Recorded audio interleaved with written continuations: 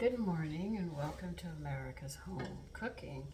I was asked a question of what do I like to eat for breakfast? Because I'm always showing you what I make for dinner because I told you I don't eat supper. I really just don't eat supper because I'm not hungry. I'm not as active as a 20-year-old or children who are growing and they need a lot of food. But for my breakfast is usually very versatile. Sometimes I will have a plain yogurt and I will take some canned fruit that I've had and I'll have that for breakfast. Muffins I have for breakfast. Scones I have for breakfast. I love hot cereals. I have a 10 grain, a 5 grain. I also have Irish oatmeal. I have grits and Irish oatmeal and oats I have. I also like to have fish in the morning. Cold fish, you know. I can have that with biscuits as well. Sometimes we'll have sandwiches. Actually, we'll have sandwiches for breakfast. Another treat that we like to have are pizzas in the morning. I have individual pizzas that I make and we have those as well. And some mornings when I'm just a little hungry, I'll have buttermilk, just a glass of buttermilk or just a regular glass of milk. Other times, if I'm even less hungry and really, really busy, I will sit there and actually have a piece of fruit. If I'm really, really hungry, I'll take half of a cantaloupe, put cottage cheese in it, and then open mixed fruits that I make and just pour over and have that for breakfast. Sandwiches, cream cheese and grape sandwiches. I also like cottage cheese and grape jelly together. Sometimes I'll take crackers and cheese for breakfast. And now, instead of having, I can now have this Texino coffee, Teeccino. It's a substitute, but it's actually made with chicory root, which was what the frontiersmen used to use as coffee. You couldn't always get coffee across the United States, and so I like having that as well. What kind of cheeses do I eat? I love blue cheese. It's one of my favorites. Cheddar cheese is another one. What are the others? I can't even roll them all off. You know, it's just that. So my breakfasts are very, very versatile. I ate late yesterday with the chicken, the Creole chicken, so I'm not hungry this morning. So the only thing I had this morning was a glass of water. But I think outside of the box, most people will just sometimes, the only cereal that I have found so far that I can eat that doesn't have any preservatives in it is Raisin Bran. That is the only one I can find that doesn't have a preservative in it. And I like that. But I have a ton of muffin recipes. I also have a ton of biscuit recipes, not counting what I'm creating in these as well. Sometimes a scone for breakfast is very, very nice with a piece of fruit. I have eggs in the morning. They're poached, or they could sit there and be scrambled or fried, sunny side up. Whatever I feel like having actually comes down to it. And but even cold meatloaf I will have in the morning, except instead of having a big slice of it, I cut it thin and then I cut it in small pieces and I'll serve it with something else, be it with eggs or something. But this morning I am not hungry. I really am not hungry.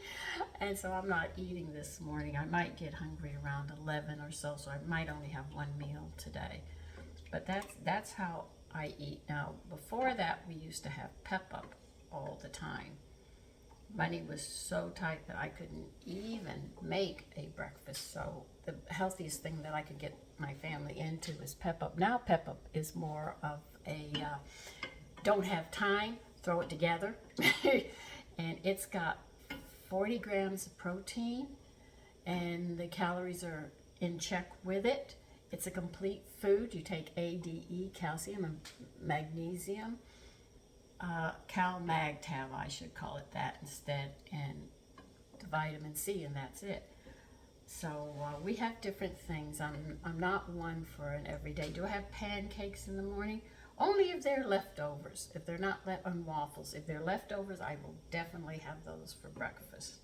And sometimes we all want something different, so I never know, but my family usually doesn't complain too much on what I do for breakfast.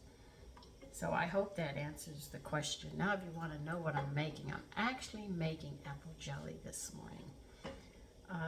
My sons and I were talking and said, you know, I can't find jellies that don't have corn syrup in it. And so what I did was I bought a bottle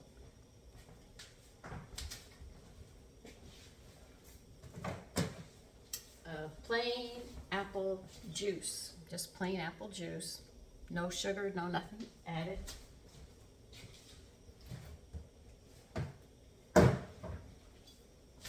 And I sweetened it to taste. And that's what I'm doing right now. Making sure all this sugar is dissolved. And now I'm going to bring it to a rolling boil. Turn it on high and let it go to town. I already have my jars and stuff there. Now, do any of you know why you add lemon juice when you can your jellies and stuff? Because lemon juice draws any pectin out of the fruit and stuff that you use. That's why you add the lemon to it. Apples are loaded with pectin. So when you put that lemon in and then you add your pectin, be it liquid or solid, that will help. Now, for people who say I bring jellies and stuff to a boil, unless it's at 220, it's not really boiling. But you say it's boiling, yes, but the boiling point for jellies is 220 degrees. You're going to have to hit that. I don't know the Celsius on that. You'd have to look that up in Europe, if you're watching from Europe, to give you an idea about this. And that's what I'm doing. But anyway, this video was more or less letting you know what I like to have for breakfast. I am very versatile, as you can see in my eating habits for breakfast, and you see what we have for dinner. Supper I sort of bypass because my problem is that after I had surgery, I noticed that when I eat after a certain hour, because it's messed my clock up. Now, you might not know this, but your body has a clock in it, feeding times and stuff. And organs go to sleep, other ones wake up. I've explained this to you. Well, if you eat and you go to bed before 5 hours, that food sits in your stomach and it goes rancid. This is where you have that bloatedness when you wake up.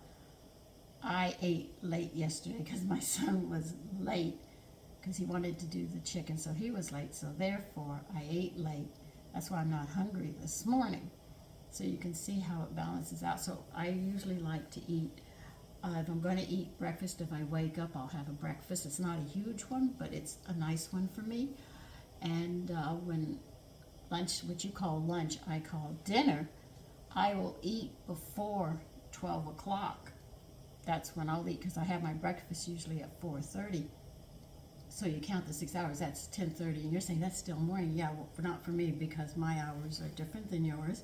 So when I have my dinner, I know I'm not going to be eating for the rest of the day, and I have that around anywhere between 11 and 12. So when I go to bed, I've had that 5-hour break of only having water in my stomach, so therefore the food will be broken down and I won't end up with that indigestion.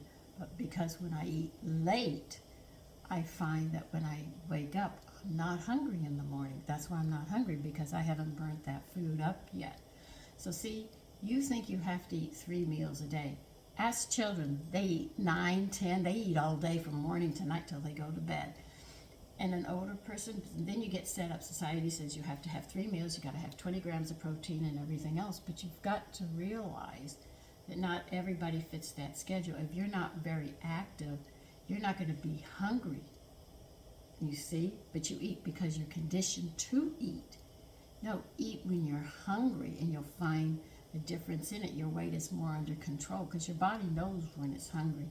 If it's not hungry, why are you putting food in there? It hasn't gotten rid of the other food before you get that in there. And then you end up with all these digestive problems. And you say, oh, just take an antacid or this, it's no big deal. But over time, it builds up and you end up with this. You could end up with indigestion, heartburn, ulcers. You end up with a whole lot of things because you're not eating on that schedule that your body has. So think about it. Try not to eat the last 5 hours before you go to bed. Except water, you will find out when you wake up, you'll wake up hungry. Most people say, I'm not hungry when I get up in the morning. That's because you ate and went to bed and all that food is sitting there and it's going rancid in your stomach and you're not going to get all the nutrients and everything out of it. So you need that 5-hour gap before you close your eyes. So if you eat at 5 in the evening, I would not go to bed till 11. But then you have to get up at 5 in the morning or 6. You want to get 6 hours rest when the body needs 8 to 9. So you can see when you adjust your schedule according to how your body works, it'll be more in flow of what's going on. Now listen, I got to get back to my apple jelly, okay? But these are the things that I have eaten, like which I talked about, and explain why I do it the way I do it, okay? So enjoy your day. Bye-bye.